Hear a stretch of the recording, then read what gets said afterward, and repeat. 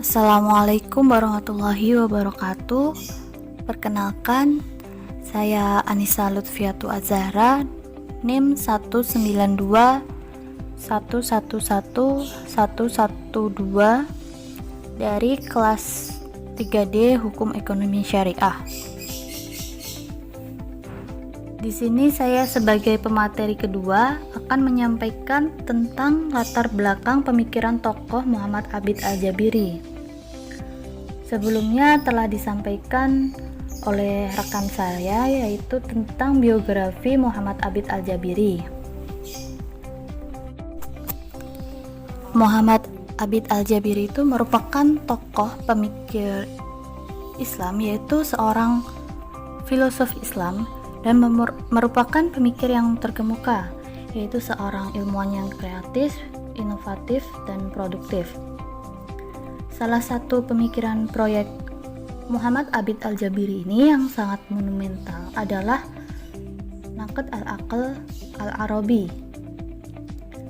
Pemikiran Muhammad Abid Al-Jabiri ini banyak dilatar belakangi oleh ajaran Marxisme yang memang sudah tumbuh subur di dunia Arab pada saat itu. Bahkan beliau mengaku sebagai orang yang sangat mengagumi ajaran Marx, yaitu sebagai seorang yang lahir dan tumbuh di negara bekas protektorat Prancis. Muhammad Abid Al-Jabiri tidak kesulitan untuk mengakses buku atau pemikiran berbahasa Prancis. Oleh karena itu, ia banyak menggunakan pendekatan pemikiran kaum strukturalis maupun kaum postmodernis yang rata-rata lahir di Perancis. Akan tetapi, beliau kemudian meragukan atas efektivitas pendekatan Marxian itu, yaitu dalam konteks sejarah pemikiran Islam. Apalagi beliau setelah membaca karya Vesla Koste yang membandingkan Karl Marx dengan Ibnu Khaldun, yaitu antara Barat dan Islam. Dari situ kemudian ia balik mempertanyakan asumsi-asumsi para peneliti orientalis yang mengkaji Islam dinilainya terlalu memaksakan kehendak,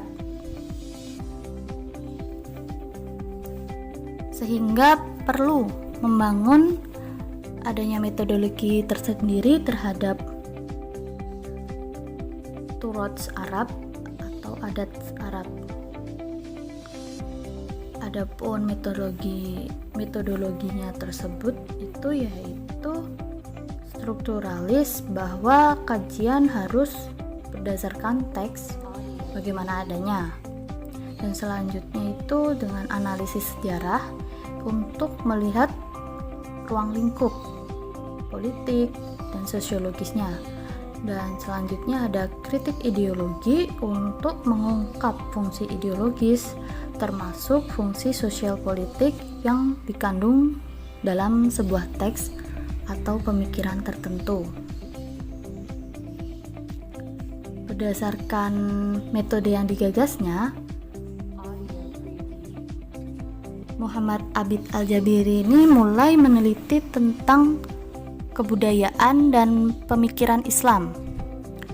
Namun dalam hal ini ia membatasi diri hanya pada Islam Arab, yaitu pada teks-teks yang ditulis dengan berbahasa Arab, tidak mencakup teks-teks non-Arab seperti teks-teks Persia, meskipun itu ditulis oleh cendekiawan Muslim.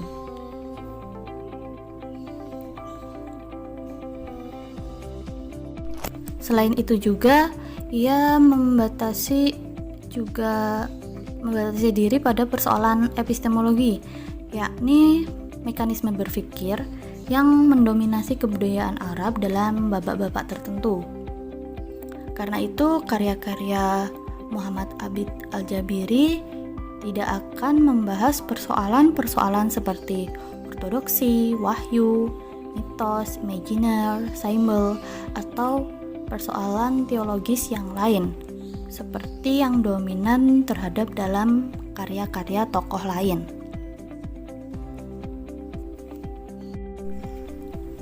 proyek Muhammad Abid Al-Jabiri ini yang sangat monumental tadi adalah Naqd al-Aql Arabi, yaitu bisa disebut dengan kritik nalar Arab. Mungkin yang menjadi pertanyaan dalam bentuk kaum muslimin, mengapa buku tersebut nalar Arab bukan nalar Islam? Muhammad Abid Al-Jabiri ini tidak menjelaskan posisinya mengapa memakai sebutan nalar Arab bukan nalar Islam, selain alasan-alasan bahwa literatur-literatur yang digelutinya adalah literatur klasik berbahasa Arab dan lahir dalam lingkungan geografis, kultural, dan sosial politik masyarakat Arab. Di dalam buku tersebut, Muhammad Abid Al-Jabiri ini menjelaskan bahwa apa yang dikatakan oleh teks dan apa yang tidak dikatakan dalam pandangannya merefleksikan ketegangan antara beberapa jenis nalar yang muncul pada saat itu. Dan ini penting bagi Muhammad Abid Al-Jabiri yang ingin menjadikan teks tersebut sebagai titik tolak bagi kemunculan apa yang disebutnya dengan nalar Bayani, Irfani, dan Burhani. Kritik nalar Arab ini terbagi atas 2 seri. Seri yang pertama yaitu yang berjudul Takwin al-Aql al-Arabi. Muhammad Abid Al-Jabiri ini mengkonsentrasikan analisisnya pada proses-proses historis, baik epistemologis maupun ideologis, yang memungkinkan terbentuknya nalar-nalar Bayani, Irfani, dan Burhani, termasuk interaksi di antara ketiga nalar tersebut beserta kritis-kritis yang menyertainya. Sementara pada seri yang kedua yaitu Bunyah al-Aql al-Arabi, ini berupaya menyingkap struktur internal masing-masing ketiga nalar tersebut lengkap dengan segenap basis epistemologinya. Kelebihan seri kedua ini terletak pada konklusi yang diberikan Muhammad Abid Al-Jabiri pada bagian akhir, yang diantaranya menyatakan bahwa nalar yang kita terima saat ini yang kita pakai untuk menafsirkan, menilai, dan memproduksi pengetahuan itu adalah nalar yang tidak pernah berubah sejak awal diresmikan pada masa Petatwin. Sehingga dari sini yang menegaskan perlunya membangun satu babak tatwin baru, yaitu agar kita bisa melampaui konservatisme jenis nalar tersebut. Nah, dalam kenyataan di lapangan para pengajar Islamic Studies atau Ulumuddin, yaitu seperti mata kuliah akidah, fikih, filsafat Islam, nahwu, ulumul Quran, ulumul hadis, tasawuf, ini kurang begitu tertarik untuk memahami asumsi dasar kerangka teori, paradigma,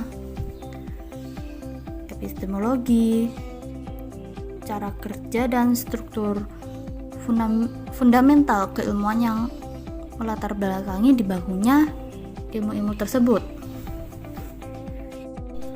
Alasan yang mereka lontarkan itu adalah karena belum banyak penelitian dan buku yang disusun khusus untuk wilayah kajian tersebut. Dan dengan jawaban lain bahwa wilayah filsafat dan epistemologi keilmuan Islamic Studies sengaja dihindari pembahasannya karena wilayahnya bersifat konseptual filosofis atau disebut dengan pure science yang rumit dan lebih pelik pembahasannya daripada pengajaran ilmu-ilmu praktis yang telah mapan. Oleh sebab itu, rekonstruksi Muhammad Abid Al-Jabiri yaitu tentang tipologi epistemologi Islam, yaitu Bayani, Irfani, dan Burhani ini sangat relevan dan penting untuk dikaji. Hal ini sangat beralasan karena kajian ini akan memberikan inspirasi bagi pemikir muslim kontemporer lainnya untuk melihat kembali struktur bangunan epistemologi Islam sebagai dasar bagi bangunan ilmu-ilmu keislaman. Mungkin cukup sekian yang dapat saya sampaikan, kurang lebihnya mohon maaf apabila terdapat banyak kesalahan. Billahi taufiq wal hidayah. Wassalamualaikum warahmatullahi wabarakatuh. Materi selanjutnya akan disampaikan oleh Saudari Winnie.